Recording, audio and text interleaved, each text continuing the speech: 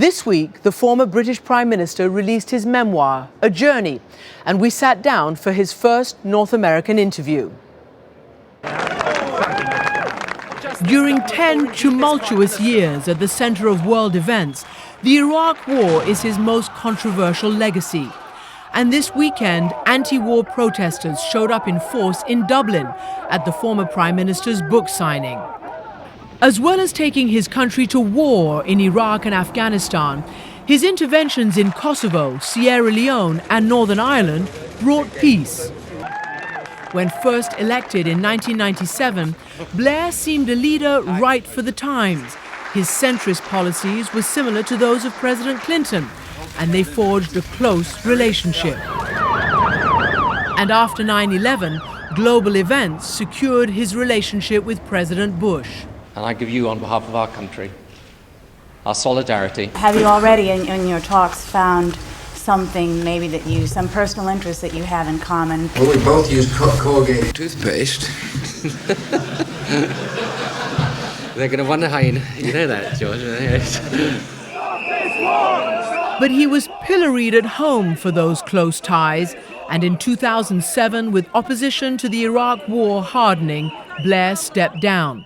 And that is the end. Iraq is where we began in our wide-ranging interview. Do you have regrets about Iraq? You can't not have regrets about the lives lost. I mean, you'd be inhuman if you didn't regret the death of so many extraordinary, brave and committed soldiers, of civilians that have died in Iraq or die still now in Afghanistan. And of course you feel an enormous responsibility for that, not just regret. And I say in the book, the concept of responsibility for me has its present and future tense, not just its past tense. I guess no surprises. There is zero apologizing for what happened in Iraq. You stick to your contention about the weapons of mass destruction, and if it wasn't weapons of mass destruction, then you say at least the byproduct would be getting rid of Saddam Hussein, and wouldn't the world be a better place without it? But you also talk about not comprehending the complexities that were going to be unleashed in Iraq. What precisely? What I think we understand more clearly now is, and this is something I didn't understand fully at the time of 9/11, in a sense, at that point, you think there are 3,000 people killed in the streets of New York in a single day. And I still think it's important just to hold that thought in our mind, because I always say about this, the important thing is, if these people could have killed 30,000 or 300,000, they would have. And that really changed the calculus of risk altogether. But what I understood less clearly at that time was how deep this ideological movement is. This is actually more like the phenomenon of revolutionary communism.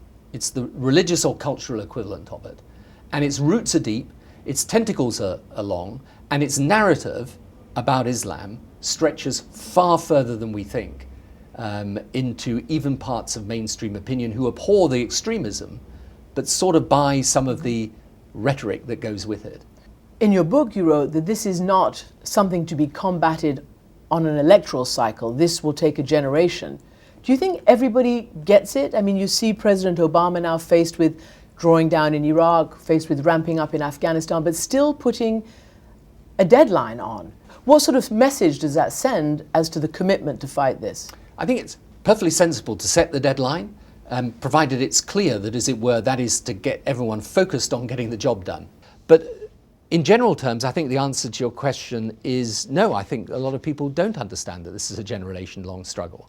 And I think one of the things we've got to have, and one of the debates we've got to have in the West is, are we prepared for that? And are we prepared for the consequences of it? On Afghanistan, in your book, you say, what's happening is really simple. Our enemies think they can outlast us. Our enemies aren't alone in thinking that. Our friends do too. Therefore, the ordinary folk think, I should make my peace with those who are staying, not with those who are going. I mean, I was there and I saw colonels and generals and soldiers and resources being deployed from Afghanistan to Iraq. And it had an impact. I mean, I think that there is an issue that that is perfectly legitimate to talk about there. Do you think the Americans took their eye off the ball? Well, I think people thought the thing was on a more benign trajectory than it turned out to be. I mean, So that is people were wrong. the truth. And I think, as I say, the best way to look at this is if you analyse it by analogy or reference to revolutionary communism. The fact is, you wouldn't have said at any point in time when we were facing that threat, well, you're not telling us we've got to spend a few more years on this, are you? People would have said, well, we spend as long as we need to spend, I'm afraid, and that's just it. Given the focus on Afghanistan today, wouldn't it have been better to not have diverted the billions of dollars, the amount of resources, the amount of attention to Iraq? You could have waited. I think what I would say to that is, look, it's a difficult question to answer, but supposing we'd left Saddam. But you could have contained him. But that was could my you, point. Yeah, I know, but you see, this is the issue, and I think it's a really important issue, this. I don't think you would have contained him. Why not? Because the sanctions were crumbling. But they were crumbling before 9/11. Exactly. Right after 9/11, all the countries who you were trying to keep on board, people like China and Russia, the French, even sort of the left-wing Chatterati, they would much preferred sanctions and containment to invasion. Absolutely. But if you analyse the resolutions on sanctions, and I was involved in all this, what actually happened was that they got watered down. So my point to you is very simple. If you hadn't taken out Saddam, there would still have been consequences. Now, what they are, we don't know. We can never, I can say, I think he would have been a threat, competing with Iran, and someone else might say to me, well, actually, he would have just been contained.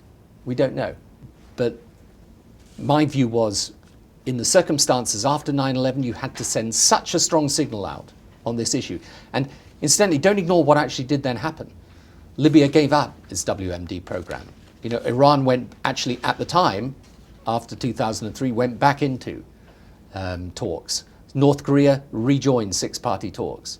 There was a lot that happened, and I personally felt, and I still feel incidentally, the single biggest threat we face is the prospect of these terrorist groups acquiring some form of nuclear, chemical, biological capability.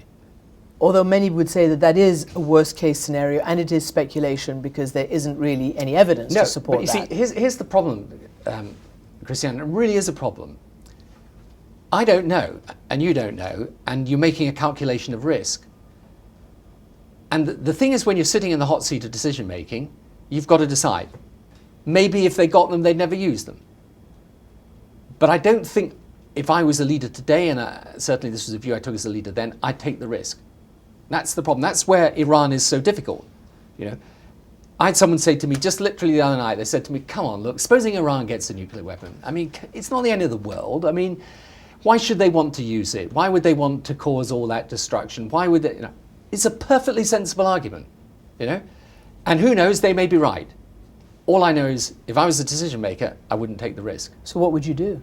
I would tell them they can't have it, and if necessary, they will be confronted with stronger sanctions and diplomacy, but if that fails, I'm not taking any option off the table. So you see a military possibility against Iran? I don't want to see it. But you're saying it has to happen. I don't want to see it, but I'm saying you cannot exclude it because the primary